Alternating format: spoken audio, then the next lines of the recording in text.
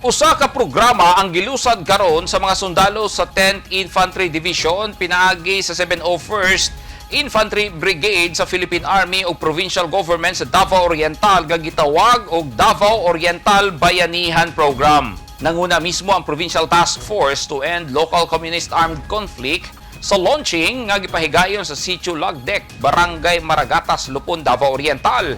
Ang lugar gidungog kaniadto nga red areas kung daghang naglihok nga NPA. Sila Governor Nino Sotero Uy Jr. o Brigadier General Oliver Makiling, ang Commanding General sa 701st Brigade ang naglusan sa programa.